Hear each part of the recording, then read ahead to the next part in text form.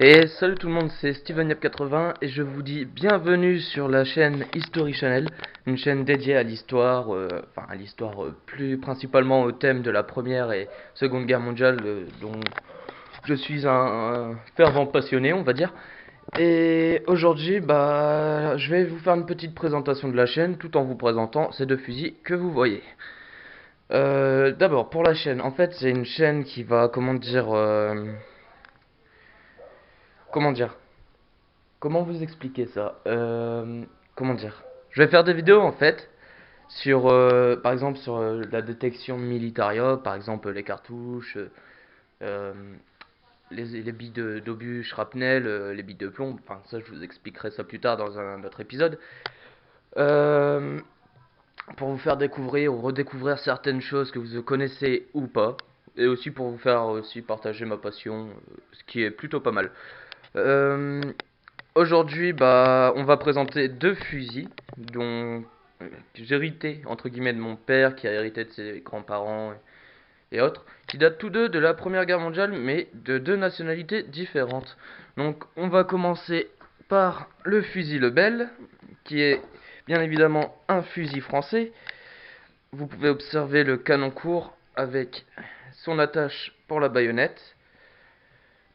Les comment dire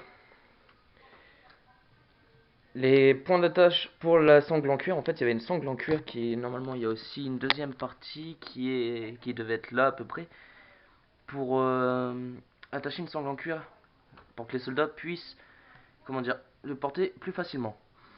Ce fusil, donc son histoire, il a été utilisé par l'armée française en 1914, du moins réutilisé, car en fait il date de 1885 ou 1800, ouais, si 1885 ou 65, je sais plus exactement les dates, et remodifié 1893 et des poussières, du moins je crois, pour l'armée française. Elle a aussi servi dans la guerre franco-prussienne de 1870-1871 dans l'armée française. Voilà, c'est ce que je peux vous dire déjà.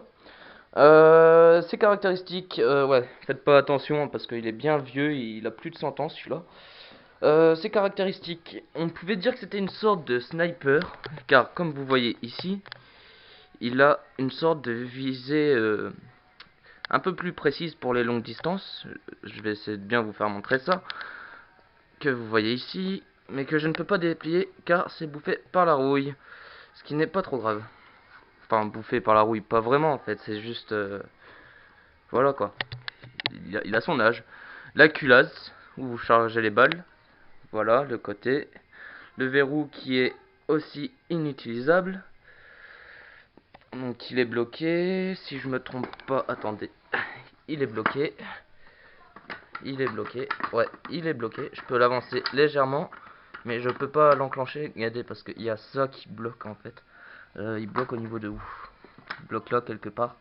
Et faut que je regarde ça en fait. J'essaie de la remettre en état juste pour avoir un état de conservation assez respectable. D'écran, je suppose, pour s'enclencher. Je suppose, hein, je suis pas un expert sur les verrous. La crosse et les parties en bois qui sont en plutôt bon état. Voilà. Donc voilà. Voilà, c'est tout pour le fusil Lebel. Le fusil Lebel, son petit frère, le Berthier, conçu pour la cavalerie, car le Lebel sur ce modèle-ci était trop long pour la cavalerie. Ce qui posait problème lors des charges de cavalerie, il frottait souvent à terre ou pas très pratique à emporter. Donc voilà, voilà. Euh, la gâchette aussi qui est en plutôt bon état, mais vu que le verrou ne va pas, je ne peux pas trop l'utiliser. La crosse qui est en bon état. Oui, un conseil si parmi vous il y en a des utilisateurs d'armes. Pour nourrir le bois, regardez, moi j'ai nourri le bois du fusil avec de l'huile d'olive ou de l'huile de lin. Les deux fonctionnent. L'huile de base de tournesol n'est pas très efficace, hein, ni le colza. L'huile de colza non plus n'est pas très efficace. Puis, en termes de durée, ça nourrit pas grandement le fusil. Voilà. Passons au deuxième fusil. Alors celui-ci est allemand, donc sa date de fabrication je ne sais pas du tout.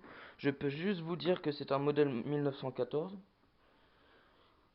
dont j'ai une baïonnette, mais qui est une modèle 1916. D'ailleurs, canon. Le fusil est un peu plus court que le Bell. Le canon, vous pouvez observer sa mire qui est juste ici. Son point d'attache de baïonnette, bien sûr. Une particularité du Moser, c'est qu'il a beaucoup plus de bois, donc beaucoup plus de soins prodigués, hein, comme on peut dire. Pareil, on trouve les attaches pour les sangles, hein, en haut et là. C'est qui est plutôt pas mal, et celles-là sont en plutôt bon état. C'est le fusil qui est en plutôt bon état. Le verrou qui lui fonctionne, mais dont le système de tir a été, comment dire, changé. Le système de tir a été changé. Explication. J'engage le verrou, je le remets, je le rengage. Avec une main, c'est un peu galère. Voilà. Et vous pouvez observer que je ne peux pas appuyer, mais il faut, attendez, ceci est un peu galère, mais il faut pousser. Vous avez entendu le clic, il faut pousser. Petite norme de sécurité pour les armes classées catégorie 8. Neutralisé, le canon est bouché. Je sais pas si vous voyez bien, mais le canon est bouché. Son chargeur est un chargeur 5 coups qu'on insérait par là. C'est-à-dire, hop, on désenclenchait et on mettait le chargeur. Un chargeur 5 coups dont j'ai les cartouches. Donc, niveau cartouches, je vais vous les montrer. Patientez 2 minutes. Alors, niveau cartouches, ça a utilisé des chargeurs de 5 coups. Que j'ai bien sûr. Patientez 2 minutes. Excusez-moi pour la petite zone sombre. C'est normal le temps que je prépare le chargeur. Mais bien sûr, je vais pas tirer avec, je vous rassure. Les chargeurs qui, vu que j'ai récupéré, sont en très mauvais état. Du moins pas si mauvais que ça, mais assez pour être casse-pied. Alors, hop. Il m'en manque une. Et voilà. Ah putain, désolé. La vulgarité.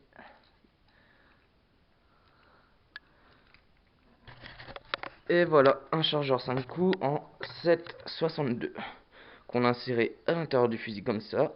On retirait la plaquette qui est là, une petite plaquette en alu ou en cuivre, je ne sais plus, avec des têtes en plomb et le corps en cuivre. Et voilà.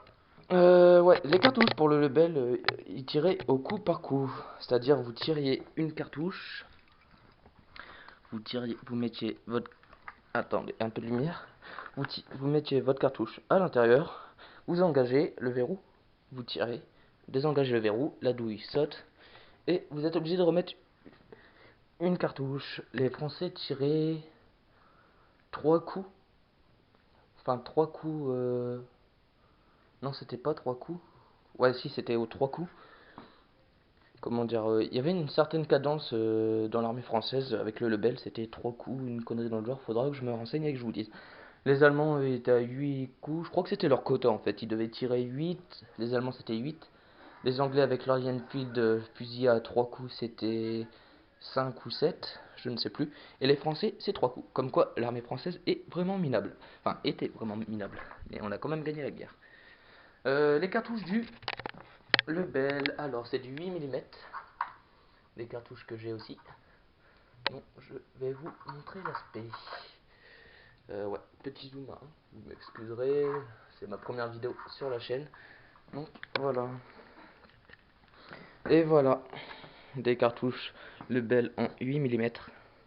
Un peu plus grosses et volumineuses que les 7,62 allemandes. Ce qui est quand même pas mal, ça pouvait tuer un homme en un coup. Assez puissant quand même. Moser aussi qui était pas mal aussi. Voilà. Donc je pense qu'on a fait le tour. Je n'ai pas de fusil anglais Enfield. Donc je vais quand même vous montrer leur cartouche à quoi a ressemblé en 7,96. Attendez. Hop. C'était des chargeurs 3 coups si je ne m'abuse. Aussi. J'ai quelques-unes des cartouches anglaises, bon, que je nettoyais un peu.